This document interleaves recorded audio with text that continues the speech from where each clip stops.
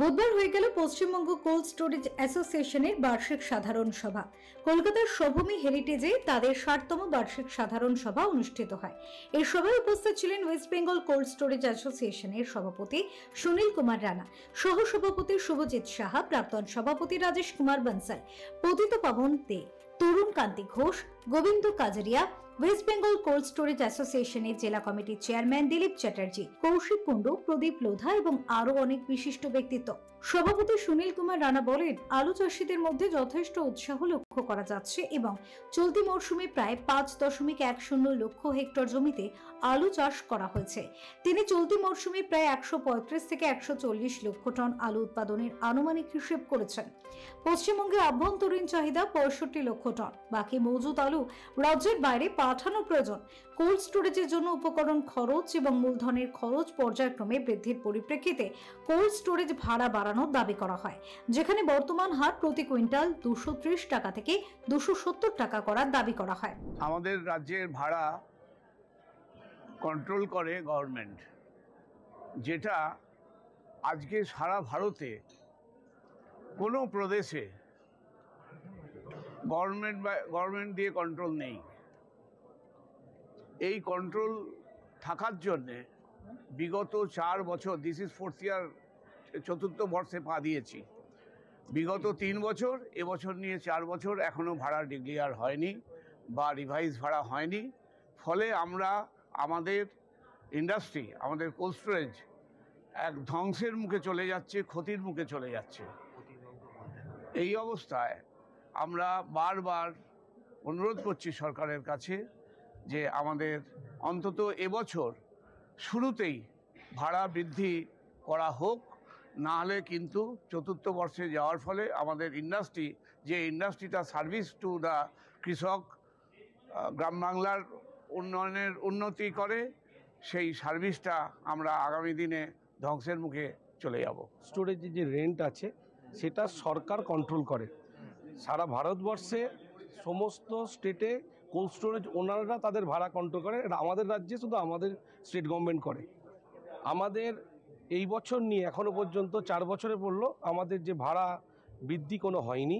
সেই 168 টাকা পার quintal March to November, আমাদের সিজনটা হচ্ছে 1 মার্চ থেকে 30 নভেম্বর। এর জন্য 168 টাকা সাউথ বেঙ্গল, নর্থ বেঙ্গল 172 টাকা রেন্ট আছে। তো এই ভাড়া আজকে 3 বছর অতিক্রম, 4 বছরে পড়েছি, কিন্তু এখনও পর্যন্ত ভাড়া বৃদ্ধি হয়নি। সরকারের কাছে অনেকবার বসা, চিঠি দেওয়া, ওনারা দেখবেন বলেছিলেন। মেনটেনেন্স খরচ, লেবার কস্ট, এটা সব থেকে আজকের দিনে সবাই জানেন যে আমাদের যে কোল্ড স্টোরেজ লোডিং আনলোডিং লেবারের মূল্য সব থেকে বেশি দ্রুততার সঙ্গে এগোচ্ছে সব জায়গায়, এবং আমাদের স্টাফেরও মাইনে সমস্ত কিছু খরচা, plus maintenance cost, overhead cost. তো এইভাবে খরচা বেড়ে যাচ্ছে, কিন্তু ভাড়া বাড়ছে না। কিন্তু ওনারা আশ্বাস দিয়েছিলেন, কিন্তু যে কোনো কারণে হয়নি। গত ফেব্রুয়ারি মাসের 12 তারিখে আমরা খাদ্য ভবনে একটা মিটিং ছিল বিভাগীয় মন্ত্রীর সঙ্গে, সেখানে সেক্রেটারি মশাই ছিলেন, আমাদের গেছিলেন তরফ থেকে ডেকেছিলেন। আগামী 2025 সালে যে কোল্ড স্টোরেজে লোড হবে সেই আলু কিভাবে রাখা হবে এবং মার্চ মাসে সেই ব্যাপারে একটা আলোচনা, সেখানে আমাদের দাবি ছিল যে আমাদের ভাড়ার ব্যাপারটা কি হলো। ওনারা বলেছিলেন যে আমরা সোম মঙ্গলবারের মধ্যে একটা কিছু নিশ্চয়ই ভালো খবর দেবো, কিন্তু আমরা পাইনি। এটাই আমাদের দুঃখ। কিন্তু আমরা চেয়ে থাকবো সরকার যেন অবশ্যই দ্রুততার সঙ্গে আজকালের মধ্যে কিছু অবশ্যই ব্যবস্থা গ্রহণ করে, কারণ ইন্ডাস্ট্রি খুব খারাপ জায়গা আছে।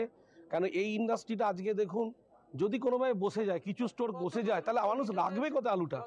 ওয়েস্ট বেঙ্গল কোল্ড স্টোরেজের বার্ষিক সাধারণ সভা ছিল 60তম ডায়মন্ড জুবলি। সেই আজকে আমাদের এজিএম এর ফার্স্ট পার্ট শেষ হলো।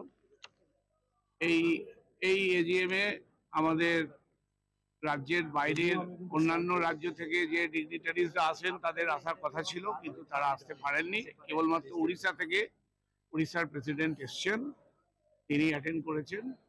এ হলো প্রাথমিক পার্ট আমরা ক্রস করেছি। এখানে আমাদের আলোচনা হয়েছে যে আমরা আমাদের রাজ্যে যে কোল্ড স্টোরেজ চালাচ্ছি বিগত 3 বছর ধরে, আমাদের যে পুরাতন ভাড়া আছে সেই ভাড়াতেই আমাদের চালাতে হচ্ছে। আমরা খুব এক্সপেক্ট করেছিলাম, আশাবাদী ছিলাম যে এবছর আমাদের পুরানো ভাড়াটা পরিবর্তন হয়ে আনুপাতিক হারে অন্যান্য রাজ্যের যে ভাড়া আছে চলছে সেইখানের কাছাকাছি পৌঁছতে হবে, না হলে এই ইন্ডাস্ট্রিটা একটি নন পারফর্মিং ব্যাংকের নন পারফর্মিং অ্যাসেটে পরিণত হতে যাচ্ছে, হয়েছে। প্রায়ই কোনো না কোনো কোল্ড স্টোরেজ সেল আউট হচ্ছে, ডিস্ট্রেস সেল হচ্ছে। Bureau report, channel 10।